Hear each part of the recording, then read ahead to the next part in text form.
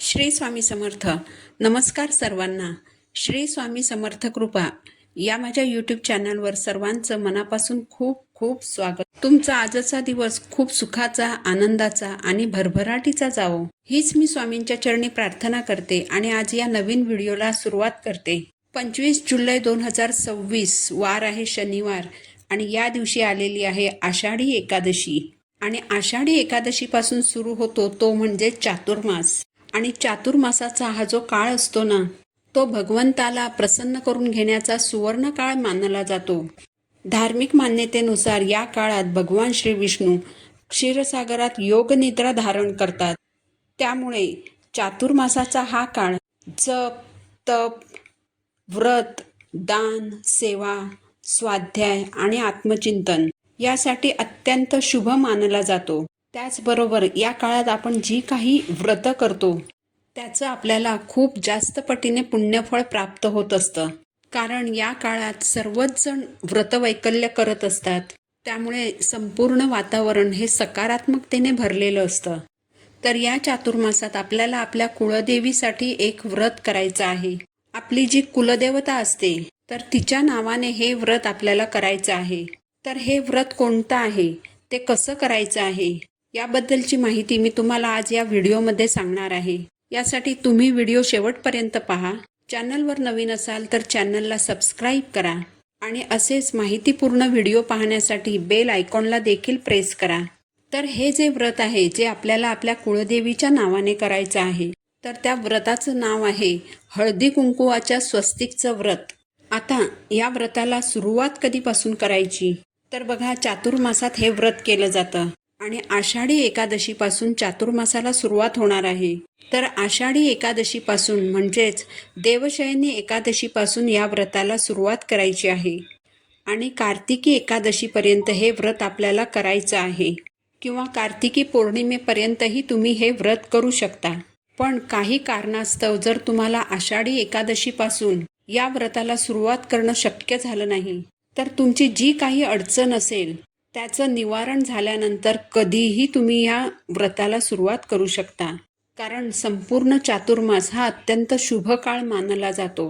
त्याचबरोबर हा माझा व्हिडिओ तुमच्यापर्यंत उशिरा पोहोचला किंवा आषाढी एकादशी संपल्यानंतर हा व्हिडिओ तुमच्यापर्यंत पोहोचला आणि तुम्हाला जर हे व्रत करायची इच्छा झाली तर तेव्हापासून सुद्धा तुम्ही या व्रताला सुरुवात करू शकता.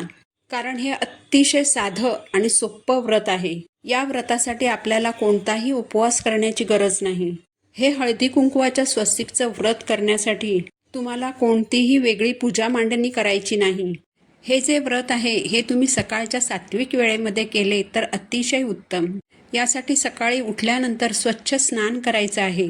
त्यानंतर देवघरातील देवांची पूजा करायची आहे. धूप, दीप, अगरबत्ती लावून वातावरण छान प्रसन्न करायचं आहे. जर हे व्रत तुम्ही तुळशीसमोर करणार असाल तर सर्वप्रथम तुळशीची पूजा करायची आहे आणि त्यानंतर तिथे मग हे व्रत करायचं आहे. हे व्रत जर तुम्ही संकल्पयुक्त करणार असाल तर पहिल्या दिवशी म्हणजे ज्या दिवशी तुम्ही व्रताला सुरुवात करणार असाल तर त्या दिवशी एकदाच संकल्प करायचा आहे.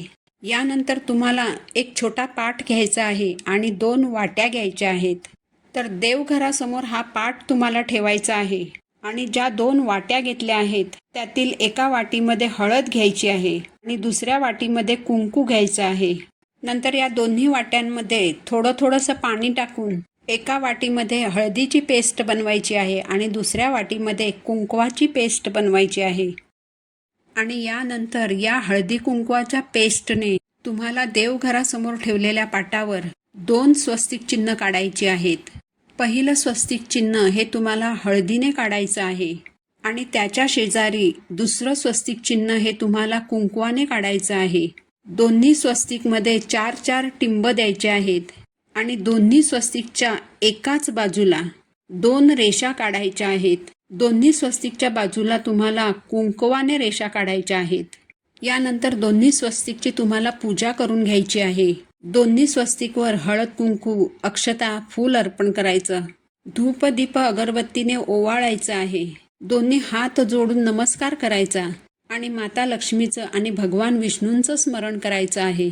दुसऱ्या दिवशी देवघरातील देवांची पूजा करताना पाटावर काढलेलं स्वस्तिक ओल्या कपड्याने पुसून घ्यायचं आहे आणि त्यावर पुन्हा अशाच पद्धतीने स्वस्तिक चिन्ह काढायचं आहे आणि त्याचं पूजन देखील करायचं आहे. चातुर्मासातील 4 महिने हे व्रत तुम्हाला करायचं आहे. अगदी साधं आणि सोपं व्रत आहे, कारण 2 स्वस्तिक चिन्ह काढून त्याचं पूजन करायला तुम्हाला फक्त 3 ते 4 मिनिटे इतकाच वेळ लागणार आहे. स्वस्तिक हे भगवान विष्णूंचं आसन आणि माता लक्ष्मीचं रूप मानलं जातं. चंदनाने, कुंकवाने, शेंदुराने आणि हळदीने स्वस्तिक चिन्ह बनवल्यास ग्रहदोष दूर होतात, धनलाभाचे योग बनतात. घरामध्ये स्वस्तिक चिन्ह काढल्यास माता लक्ष्मी प्रसन्न होते. स्वस्तिकच्या 4 ओळींची तुलना 4 पुरुषार्थ, 4 आश्रम, 4 जग आणि 4 देव म्हणजेच ब्रह्मा, विष्णू, महेश आणि गणेश यांच्याशी करण्यात आलेली आहे. स्वस्तिकच्या 4 ओळी जोडल्यानंतर मध्यभागी बनलेला बिंदू वेगवेगळ्या समजुतीद्वारे परिभाषित केला जातो. जर तुम्ही स्वस्तिक चिन्ह योग्य प्रकारे बनवलं तर त्यातून सकारात्मक ऊर्जा निर्माण होते आणि ही ऊर्जा वस्तू किंवा व्यक्तीचे संरक्षण करण्यासाठी उपयुक्त ठरते. म्हणून चुकूनही उलटे स्वस्तिक चिन्ह बनवू नये. स्वस्तिकच्या 4 रेषा आणि कोन परिपूर्ण असावेत. लाल किंवा पिवळ्या रंगाचे जे स्वस्तिक असते ते शुभ आणि सर्वोत्तम मानले जाते. ज्या घरात वास्तुदोष असेल त्या घराच्या मुख्य दरवाजावर लाल रंगाचे किंवा पिवळ्या रंगाचे स्वस्तिक अवश्य काढावे. यामुळे घरामध्ये सकारात्मक ऊर्जेचा प्रवाह वाढतो.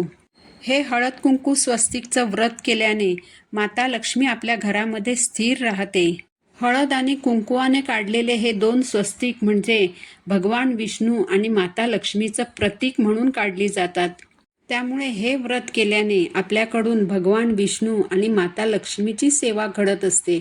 ज्या घरात भगवान विष्णूंची सेवा केली जाते, भगवान विष्णूंची उपासना ज्या घरात होते, तिथे माता लक्ष्मी आपोआप येते आणि ती तिथे स्थिर सुद्धा राहते. ज्या घरात भगवान विष्णू आणि माता लक्ष्मी एकत्र असतात त्या घरामध्ये सुख, समृद्धी, आनंद, पैसा याची कधीही कमी होत नाही. हे हळदी कुंकवाचं व्रत तुम्हाला 4 महिने करायचं आहे. तर या 4 महिन्यात तुम्हाला काही ना काही अडचणी तर येणारच आहेत. मासिक अडचण आली तर तेवढे दिवस वगळून हे व्रत करायचं आहे किंवा घरातील इतर सदस्यांकडून तुम्ही हे व्रत करून घेऊ शकता. मात्र सूतक आलं तर हे व्रत पूर्णपणे बंद करायचं आहे. सूतक संपल्यानंतर या व्रताला तुम्हाला पुन्हा सुरुवात करायची आहे. अगदी साधं आणि सहज करण्यायोग्य हे व्रत आहे. तर ज्यांना ज्यांना हे व्रत करायचं असेल त्यांनी या चातुर्मासात हे व्रत आवर्जून करायचं आहे. हे व्रत केल्यामुळे तुम्हाला तुमच्या घरामध्ये खूप सकारात्मकता जाणवेल. तुमच्या घरातल्या प्रत्येक व्यक्तीच्या वागण्यात, बोलण्यात एक सौम्यपणा, एक प्रेमळपणा, आपलेपणा आणि आत्मीयता आलेली आहे असा सुद्धा तुम्हाला अनुभव येईल. आषाढी एकादशीपासून तुम्हाला या व्रताला सुरुवात करायची आहे आणि या व्रताचं उद्यापन तुम्हाला कार्तिकी एकादशीला करायचं आहे किंवा तुम्ही कार्तिकी पौर्णिमेला उद्यापन केलं तरी सुद्धा चालतं. या व्रताचं उद्यापन सुद्धा अगदी साध्या पद्धतीने केलं जातं. ज्या दिवशी तुम्ही उद्यापन करणार आहात त्या दिवशी सकाळी अशाच पद्धतीने स्वस्तिक काढायचं आहे, पूजा करायची आहे, खडीसाखरेचा किंवा दूध साखरेचा नैवेद्य दाखवायचा आहे आणि या दिवशी तुम्हाला एखाद्या सुवासिनी महिलेला घरी बोलवायचं आहे, तिला जेवण द्यायचं आहे.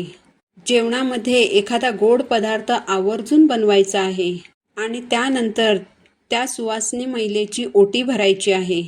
त्या सुवासिनी महिलेला कुलदेवीचं स्वरूप मानून तिचा मानसन्मान करायचा आहे. हे हळदी कुंकू स्वस्तिकचं व्रत आपण कुळदेवीच्या नावाने करत असतो. त्यामुळे उद्यापनाच्या दिवशी तुमच्या देवघरामध्ये जी कुलदेवीची मूर्ती असेल तर त्यावर तुम्हाला अभिषेक करायचा आहे आणि जो काही गोडाधोडाचा स्वयंपाक तुम्ही बनवणार असाल त्याचा नैवेद्य तुम्हाला कुलदेवीला सुद्धा अर्पण करायचा आहे.